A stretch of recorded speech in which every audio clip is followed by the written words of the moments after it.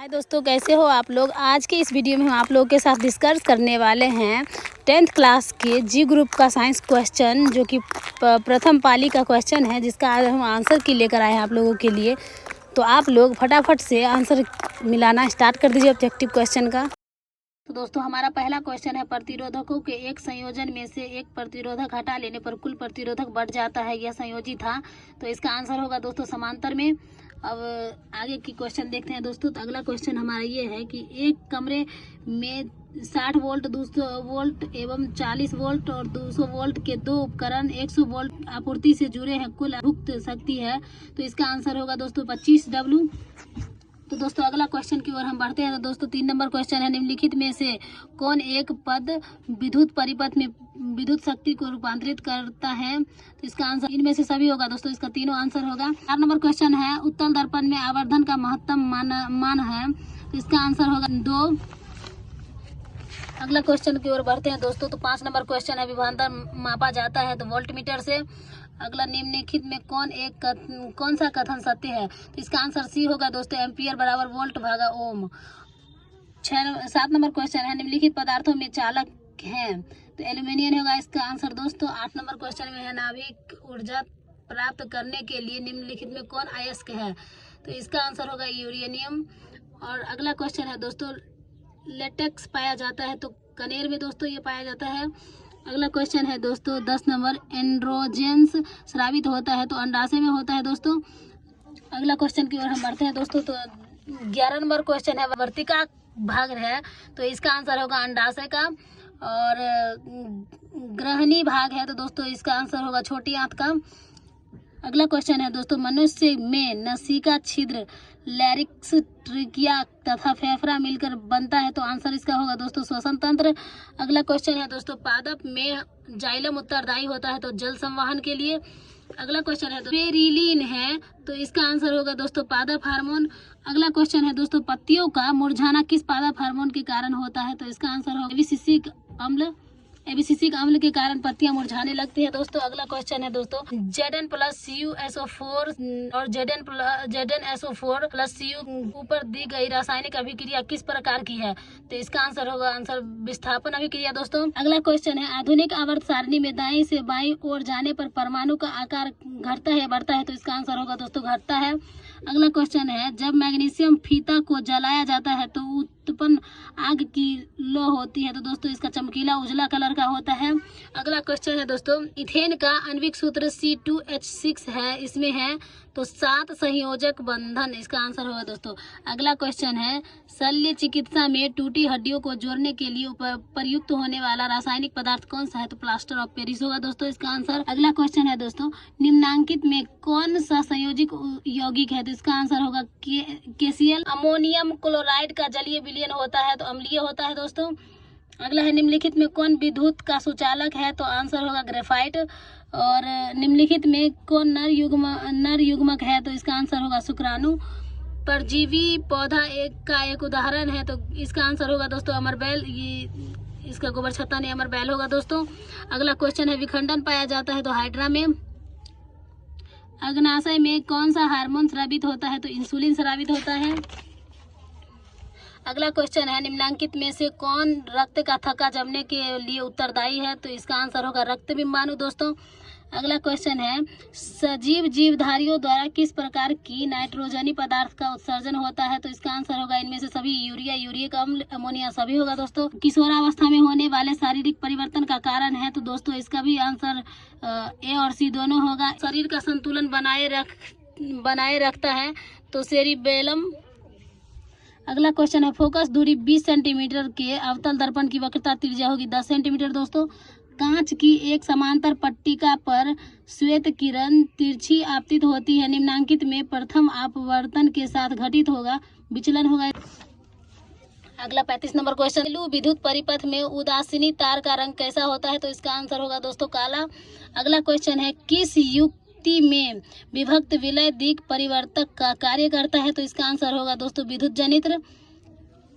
अगला क्वेश्चन है, सौर ऊर्जा को सीधे विद्युत में बदलने वाली युक्ति को क्या कहते हैं। तो दोस्तों इसे सौर सेल कहते हैं।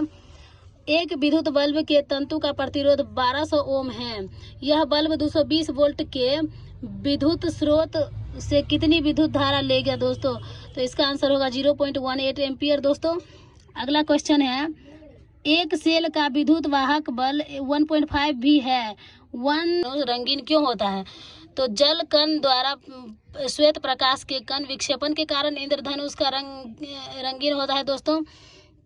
जीन शब्द किसने प्रस्तुत किया? तो दोस्तों जॉन हंसन ने किया था इसका।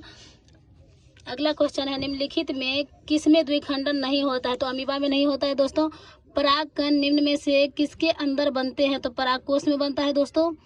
अगला क्वेश्चन है हमारा, रुधिर चाप नियंत्रित होता है तो एड्रिनल में होता है दोस्तों।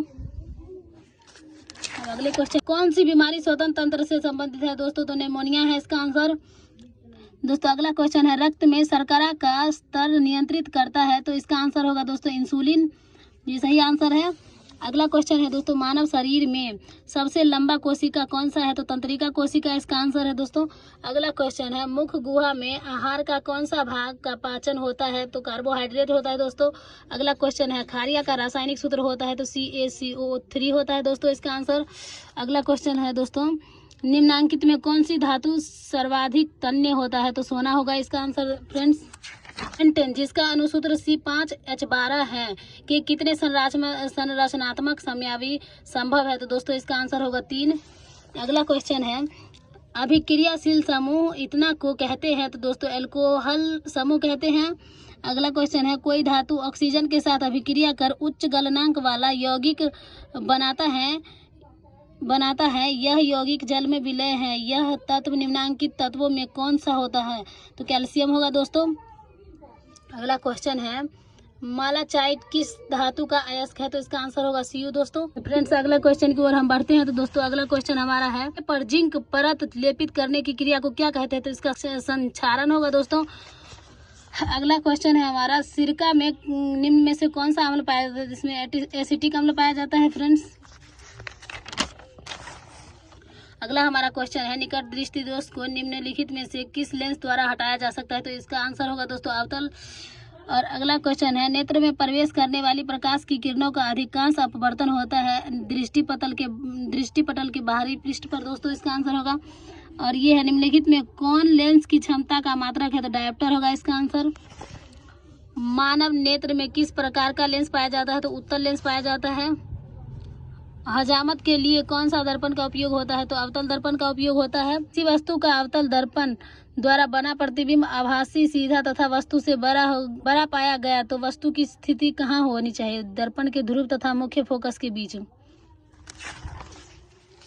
अगला क्वेश्चन है, प्रकाश की किरण को मोड़ने की क्षमता को क्या कहते हैं? तो इसका आंसर होगा लेंस की क्षमता।